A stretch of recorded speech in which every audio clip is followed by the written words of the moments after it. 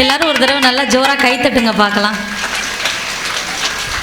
ஏன்னா இந்த பாப்பா பார்த்தா கம்பி மேலே நடக்க போது ஒரு வளையம் கொண்டு வந்தீங்கன்னா பூந்து வெளியில் வந்துடும். அதெல்லாம் எந்த காலம் நடுவர்களே? கம்பி மேலே நடக்கிறது, கைத்தில் தாவுறது, வளையத்துக்குள்ளே நுழையிறது. எங்களுக்கு நான் வேலை வெட்டி இல்லாமையா இருக்கும். நாங்கள்லாம் உட்காந்துக்கிட்டு ஆன்லைன்லேயே சம்பாதிச்சுக்கிட்டு இருக்கோம். எந்த காலத்தில் போய் வளையத்துக்குள்ளே நுழைஞ்சு சம்பாதிச்சுட்டு இருப்பாங்க? அதெல்லாம் அந்த காலத்து பெண்களை பார்த்து சொல்லுங்கள். நாங்கள்லாம் இன்றைக்கி ஒரு டச்சு ஃபோனு மட்டும் இருந்தால் போதும், உலகத்தையே அப்படி உள்ளங்கைக்குள்ளே வச்சுக்கிட்டு உலகத்தை சுத்த விட்டுட்டு இருக்கோம். எங்களை பார்த்து நீங்கள் வந்து வளையத்துக்குள்ளே நுழையிறோன்னு சொல்லிங்க. அப்படியே நுழைஞ்சாலும் அந்த வளையம்லாம் நான் உள்ளே போக முடியுமா நடுவர்களே? உனக்கு ஏற்ற வளையம் என்ன செய்யலாமா? உண்மையிலே எல்லாரும் ரொம்ப எதிர்பார்ப்போட இருக்கீங்க. அந்த காலத்துக்கு நடுவர் தீர்ப்பு கொடுப்பாங்களா இல்லை இந்த காலத்துக்கு நடுவர் தீர்ப்பு கொடுப்பாங்களான்னு உங்களுக்கு எந்த சந்தேகமும் வேண்டாம். எந்த பக்கம் தீர்ப்பை கொடுத்தாலும் நாம் வாழ்ந்துக்கிட்டு இருக்கிறது இந்த காலம்தான். நாம் மகிழ்ச்சியாக இருக்கிறது இந்த காலம்தான். எங்கேயாச்சும் அந்த காலத்தில் பெண்களை மகிழ்ச்சியாக இருக்க விட்டாங்களா, எங்கேயாச்சும் நிம்மதியாக இருக்க விட்டாங்களாங்கிறத கொஞ்சம் யோசிச்சு பார்க்கணும். நடுவர் அவர்களை நீங்கள் நல்லா யோசிச்சு பாருங்கள். அந்த காலத்தில் ஒரு பெண் அப்படின்னா எப்படி இருக்கணும்னா, எல்லாத்துக்கும் சரி சரி, நீங்கள் நல்லது சொன்னாலும் சரி, நீங்கள் கெட்டது சொன்னாலும் சரி, நீ உருப்படவே மாட்டேன்னு சொன்னாலும் சரி, இப்படி சரி சரின்னு சொல்லிக்கிட்டு இருந்த பெண்கள் வாழ்ந்தது அந்த காலம். நீங்கள் ஒரு விஷயத்தை தப்பாக சொல்லிட்டீங்கன்னு வச்சுக்கோங்களேன், சாரி இது நீங்கள் சொன்னது தப்புன்னு சொல்லிட்டு சரித்திரம் படைச்சிட்டு இருக்கிற பெண்கள் வாழ்றது தான் இந்த காலம். சரி சரின்னு ஆமாஞ்சாமி போட்டுட்டு இருந்த நீங்க எங்க சாரி இது ராங்னு சொல்லிட்டு கெத்தா போயிட்டு இருக்க எங்க பெண்கள் வாழ்ற இந்த காலம் எங்க? இந்த மாதிரிலாம் நான் சொல்லும்போது நீங்க நல்லா வேகமாக கை தட்டினீங்கன்னா தான் நடுவர் நம்ம பக்கம் பாயிண்ட் இருக்குன்னு நம்புவாங்க. அது சரி சரி சாரி சாரி இடையில இப்போ ஒரு துணைக்கால் தான் பிரச்சனையா இருந்திருக்கு. ஆமா நடுவர்களே, ஒரு துணைக்கால் இல்லை, ஒரு காலமே பிரச்சனையா இருந்திருக்கு பாருங்க. உண்மையிலே பட்டங்கள் ஆள்வதும் சட்டங்கள் செய்வதும் பாரினில் பெண்கள் நடத்த வந்தோம்னா ஆசைப்பட்டு ஒரு கவிஞன் எழுதுனதை இன்னைக்கு எல்லாத்தையுமே நிதர்சனமாக செய்து காட்டிக்கிட்டு இருக்கிற எங்கள் பெண்கள் வாழ்கிற இந்த காலம் தாங்க எங்களுக்கு மகிழ்ச்சியான காலம். இல்லறத்துலையும் நீங்கள் எங்களை சந்தோஷமாக இருக்க விடலை, வெளியில் சமுதாயத்தில் எங்களை போக விடலை. இந்த காலத்தில் மட்டும்தான் ஒரு இல்லறத்தில் கூட எவ்வளவு கிரிமினலாக யோசித்து எப்படி புத்திசாலித்தனமாக நடந்துக்கலாம்ங்கிற வித்தையை கத்தது இந்த காலத்தில். இதுக்கு ஒரு உதாரணம் சொல்கிறேன். இப்போ அந்த காலத்துக்கு இந்த காலத்துக்கும் உங்களுக்கு புரிஞ்ச மாதிரி ஒரு 2-3 எக்ஸாம்பிள் சொல்றேங்க. இப்போ எல்லாருக்கும் டவல் போத்துனாங்கல்ல அம்மா, இப்போ இந்த நம்ம வந்த உடனே எங்களுக்கு பொன்னாடை போத்துனாங்க. இந்த பொன்னாடையை பார்த்த உடனே அன்னலட்சுமி அக்கா என்ன நினைச்சிருப்பாங்க தெரியுமா? அப்பா நல்ல வேளை ஒரு பொன்னாடை கிடைச்சிருச்சு, நல்ல டவலாக இருக்குது, நம்ம வீட்டில் எடுத்துகிட்டு போய் நம்ம வீட்டு டீப்பாயிலையோ இல்லை நம்ம வீட்டு கபோர்ட்லேயோ வச்சிருக்கலான்னு சொல்லுவாங்க. ஏன்னா அவங்க அந்த காலத்து பெண்களுக்கான யோசனையிலே இருக்காங்க. ஆனால் நான் என்ன யோசித்தேன் தெரியுமா? அப்பா நம்ம ப்ளவுஸுக்கு மேட்சாகவே நமக்கு ஒரு டவல் கிடச்சிருச்சு. ஏம்மா இந்த இதில் எப்படிம்மா ஜாக்கெட் தப்பீங்க எனக்கு சொல்லுங்கள் முதல்ல. இல்லை நடுவர்களே, எங்கே பாருங்கள், அந்த டவலை பாருங்கள். இது வந்து எனக்கு மேட்சாக போத்துனது. என்னுடைய ட்ரெஸ் இதுல வந்து போத்திக்கிறதுக்கு தான் கரெக்டா இருக்கும். இதுல இந்த காலத்து பெண்கள் எப்படி பிளவுஸ் தப்பீங்க? ஆமா நடுவர் அவர்களே, பிளவுஸ் சொல்லல, அதை அவங்க யோசிச்சாங்க. அதை போத்திக்கிற ஒரு சின்ன விஷயத்துல கூட இது பாரு நம்மளுக்கு மேட்சா இருக்குன்னு தேர்ந்து அதுல சந்தோஷப்பட்டிருக்கிற எங்களோட சந்தோஷத்துக்கு ஈடு இணை வருமாங்க? இதுவும் உங்களுக்கு மேட்சா தாமா இருக்கு. அதுவும் மேட்ச், நான் கையில வச்சிருக்க டவலும் மேட்ச், தோடும் மேட்ச், வளையலும் மேட்ச். ஆனா புருஷன் மேட்சா அமைஞ்சிச்சா? இல்லை புடவை மேட்ச்சு, பொட்டு மேட்ச்சு, தோடு மேட்ச்சு, வளையம் மேட்ச்சு, வாட்ச் மேட்ச்சு. அதனால தான் நடுவர்களே, அதை தவிர மற்ற எல்லாத்தையும் நான் மேட்சாக போட்டுக்கிட்டு இருக்கேன். ஓ, அது மேட்சா அமையலைன்னு நீங்கள் மேட்சாக போட்டுக்கிறீங்க? ஆமாம். இப்போ எனக்கு அது மேட்சா அமைஞ்சிருச்சு, அது என்ன செய்ய? அதனால தான் நீங்கள் எதுவுமே மேட்சாக போடாமல் இருக்கீங்களோன்னு நினைக்கிறேன். நடுவர் அவர்களே, இப்போ அந்த காலத்து பெண்கள்னு பேசுறீங்க. என்ன கேட்குறா? மேட்சா போட்டுமா அவன் மோர கட்டிக்கு எடுக்கலாம் அப்படி தானே கேட்டேன். நமக்கு எடுக்கிறத பற்றி கவலை என்ன இருக்கு? இப்போ பாருங்க, இப்போ இதில் கூட ஒரு சின்ன ஒரு உதாரணம் நான் சொல்லுவேன். இவங்க எல்லாம் அது உண்மை அவங்களோட உள் உணர்வு சொல்லும் பாருங்க. இப்போ அந்த காலத்து பெண்கள், இப்போ உதாரணத்துக்கு இப்போ எங்கள் மாமியார், எங்கள் பெரியம்மா, எங்கள் அப்பத்தா 3 பேர் சேர்ந்தா என்ன பேசிக்குவாங்க? இந்த மாதிரி ஒரு இப்போ நாடார் உறவின் முறை கூட்டத்துக்கே வந்திருக்காங்கன்னு வச்சுக்கோங்க, இந்த விழாவுக்கே வந்திருக்காங்க. ஒரு 4 அந்த காலத்து பெண்களை கொண்டு வந்து உட்கார வைப்போம். அவங்க 4 பேரும் உட்காந்து என்ன பேசுவாங்க? ஏண்டி அவ இன்னும் அவ மாமியார் கூட தான் இருக்காளா? ஏண்டி அவளுக்கு அவ புருஷனுக்கு என்ன சண்டை வரல? இப்படி குடும்பத்துக்கு தெரியுமா? அவ மாமியால அவ கட்டையால அடிச்சு விட்டாலாம்ல. கட்டையாலையா? ஆமா. அத போய் ஊருக்காரங்க பார்த்துட்டு அவளை விரட்டி விட்டுருக்காங்களாம்ல. போலீஸ் ஸ்டேஷனுக்குலாம் போயிருச்சாம்ல, அது உனக்கு தெரியுமா? போலீஸ் ஸ்டேஷனுக்கா? போலீஸ் ஸ்டேஷன் கிடையாது, அதுக்கு பேர் போலீஸ் ஸ்டேஷன் கிடையாது. நல்லா தெரிஞ்சுங்க, போலீஸ் ஸ்டேஷனுக்கா? இதெல்லாம் ஒரு சில பல சூட்சமமான வார்த்தைகள். இப்படியெல்லாம் 4 பேர் சேர்ந்து எந்த 4 குடும்பத்துக்குள்ள குட்டையை குழப்பலான்னு யோசிச்சா அது அந்த காலத்து பெண்கள். அதே இந்த காலத்து பெண்கள் 4 பேர் சேரட்டுமே, இவங்க 4 பேர் என்ன பேசிக்குவாங்க? இந்த புடவை எந்த கடையில் எடுத்திருப்பா, இந்த பிளவுஸ் இவ்வளோ அழகா ஆரி டிசைன் பண்ணியிருக்காளே, இது எங்க கொடுத்து தச்சிருப்பா, கேட்கலாமா வேண்டாம்? ஷாலெல்லாம் பிளவுஸா தெப்பாளா மாட்டாளா? இந்த நகையை ஒருவேளை எங்க ஆதிகாலத்து அலங்கார மாளிகை வந்து ஜவுளி கடையோ, கன்ஃபியூஷன்ல தெரியல, ஒருவேளை ஜிஆர்டியில் எடுத்திருப்பாளோ? ஒருவேளை போட்டிருக்கிற சிமிக்கு தங்கமா போலியா? கண்டிப்பா அன்னலட்சுமி அக்கா போட்டிருக்கிறது தங்கம் கிடையாது. இந்த மாதிரி இதை பத்தி பேசி தன்னுடைய அந்த அந்த சந்தோஷம், சின்ன சின்ன விஷயங்கள்ல சந்தோஷப்பட்டிருக்கிறத பார்த்தீங்கன்னு வச்சுக்கோங்களேன், அதுதாங்க உண்மையிலே எங்கள் பெண்களோட சந்தோஷம். ஒரு பெரிய அளவில் நாங்கள் போய் அடுத்தவங்க குடும்பத்தில் வந்து இதுக்குள்ளே என்ன நடக்குது அதுக்குள்ளே என்ன நடக்குதுன்றதெல்லாம் நாங்கள் தோண்டி துருவி விசாரிக்கிறதுக்கான நேரமும் எங்களுக்கு இல்லை. ஏன் தெரியுமா? அந்த காலத்து பெண்கள் தியாகம் மெழுகுவர்த்தியாக எங்களை நாங்கள் உருக்கி கொண்டு குடும்பத்திற்காக எங்களை நாங்களே எரித்து கொண்டிருக்கிறோம். ஏன் அதுக்காக தான் மெழுகுவர்த்தி வச்சிருக்காங்க பெருமா. உனக்கு என்ன இதெல்லாம் எங்க இருந்து கண்டுபிடிக்கிறீங்கன்னு எல்லாம் கொண்டே வந்திருக்கேன். நீ கேட்கறத பூரா இங்க எடுப்பேன். மெழுகுவர்த்தியாக நாங்கள் எரித்து கொண்டு இந்த குடும்பத்திற்காக ஒளி விளக்காக மாறிக்கொண்டிருக்கிறோம். ஏமா எரியுறீங்க? இப்போ உங்க காலத்துல வந்து லைட் இருந்திருக்காது, இன்வெர்டர் இருந்திருக்காது, ஜென்ரேட்டர் இருந்திருக்காது, நீங்க மெழுகுவர்த்தியை கொளுத்தி வச்சுக்கிட்டு நீங்க உருக்கிட்டு உட்காந்துருப்பீங்க. எங்க காலத்துல அப்படி கிடையாது. நாங்க லைட் இல்லையா, டக்குன்னு பேட்டரி லைட்டை வாங்கிட்டு வந்து அடிச்சு எங்க குடும்பத்துக்கு ஒளி விளக்கா மாத்திக்குவோம். இதே சொல்லிக்கிட்டு நாங்கள் அந்த காலத்தில் தியாகம் பண்ணோம். எது தியாகம் நீங்கள் சொல்கிறீங்க தெரியுமா?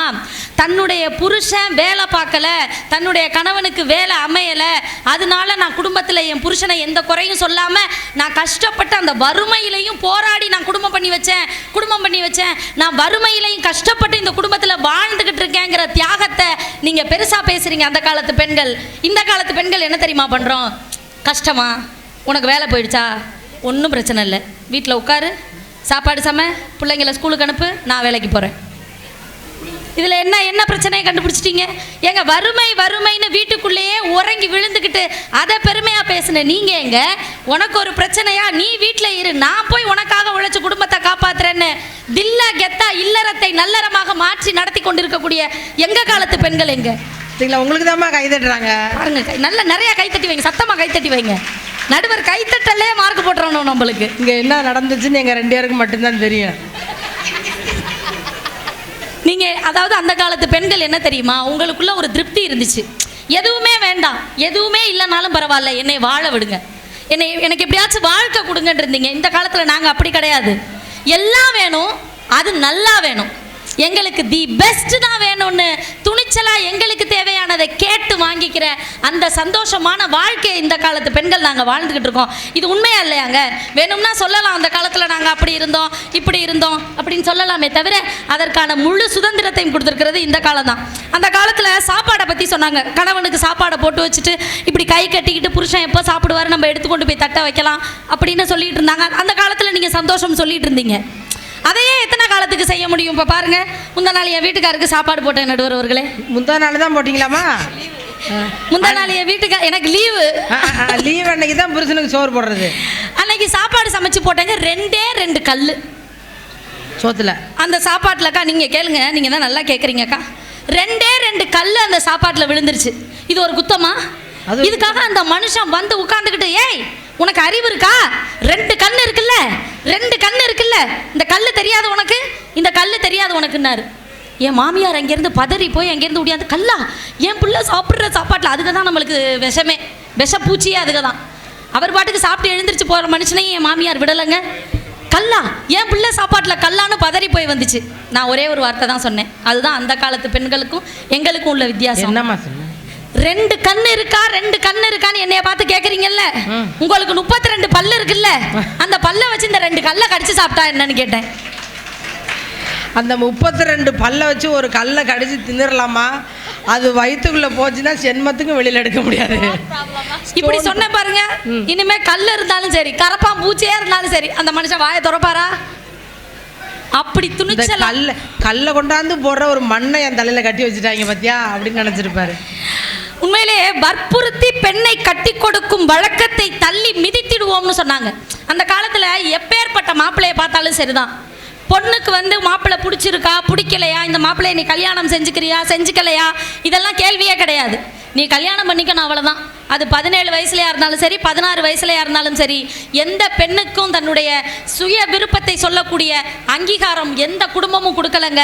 அப்பேற்பட்ட அங்கீகாரத்தை இன்னைக்கு நம்ம அனுபவிச்சுக்கிட்டு இருக்கோம். இந்த மாப்பிள்ளை எனக்கு பிடிக்கல, இந்த மாப்பிள்ளை படிக்கலை, இந்த மாப்பிள்ளை இவ்வளவு சம்பாதிக்கலை, நான் இந்த மாப்பிள்ளையை தான் கல்யாணம் செஞ்சுக்குவேன், நான் இப்பேற்பட்ட ஒரு மாப்பிள்ளையை தான் திருமணம் செஞ்சுக்குவேன்னு ரூல்ஸ் போட்டு கல்யாணம் பண்ணுற இந்த காலத்தில் இருந்துக்கிட்டு பெண்களுக்கு இல்லறத்தை நல்லறமாக மாற்றுற ஒரு சக்தி வந்து அந்த காலத்தில் இருந்துச்சுன்னு சொன்னால் எப்படி நடுவர்களை ஏற்றுக்க முடியும்? இப்போ நான்லாம் இப்பேற்பட்ட மாப்பிள்ளையை தான் கல்யாணம் பண்ணணும்னு ஒரு வைராக்கியமே வச்சாங்க. ஓ, இப்பேற்பட்ட மாப்பிள்ளையை தான் கல்யாணம் பண்ணணும்னு நினச்சேன். என்னைக்கு கல்யாணம் ஒன்று பண்ணாலும் ஒரு மாற்றுத்திறனாளியை தான் கல்யாணம் பண்ணணும்னு நினச்சேங்க. நீங்களாம்மா இதுக்கெல்லாம் கைத்தட்ட மாட்டீங்களா? இது எவ்வளோ பெரிய கொள்கை நடுவர்களே. என்னைக்கா இருந்தாலும் ஒரு மாற்றுத்திறனாளியை தான் கல்யாணம் பண்ணணும்னு நினச்சேன். ஏன் தெரியுமா? கொள்கை விளக்கே குல விளக்கா பட்டுக்கோட்டையில் இருக்கு பாரு. ஒரு மாற்றுத்திறனாளி தான் உலகத்தையே மாற்றும் திறனாளி. அவங்களால முடியாதது ஒண்ணுமே கிடையாது. உடம்புல இருக்கிறது ஊனம் இல்லடா, உள்ளத்துல இருக்கிறது தான் ஊனம். கண்டிப்பா ஒரு மாற்றுத்திறனாளியை தான் கல்யாணம் பண்ணணும்னு நினைச்சேன் பாருங்க. ஏன் கெட்ட நேரமோ என்னமோ தெரியலங்க, என் வீட்டுக்கார் கல்யாணம் பண்ணா என்னைய தான் கல்யாணம் பண்ணுவேன், இல்லாட்டி விஷம் குடிச்சிட்டு செத்துருவேன்னு சொல்லிட்டார். இதுக்கு தாம்மா அதிகமான கைத்தட்டல் வருது. அதனால எதுக்கு என் வீட்டுக்கார் விஷம் குடிச்சதுக்கா அப்படி நினைச்சாரு. உன்னை கட்டினதுக்கு அப்புறம் என்ன நினைச்சிருப்பாருன்னு அதையும் சொல்லிடு. அப்பேற்பட்ட ஒரு மனுஷனை நம்ம கைவிட்ட கூடாது அப்படின்னு நினைச்சேன். ஆனா அவர் மாற்றுத்திறனாளி இல்ல, ஆனாலும் அவரை நான் கைவிடலைங்க. என் கொள்கையில இருந்து நான் பின்வாங்கல. அதுதான் இந்த காலத்து பொண்ணு. எப்படி தெரியுமா? ஒரு மாற்றுத்திறனாளியை கல்யாணம் பண்ணணும்னு நினைச்சல, ஒரு 3 ஏன் பாப்பா நீ ஐயோன்ற நீ நினைக்கிற மாதிரிலாம் ஒண்ணு இல்ல.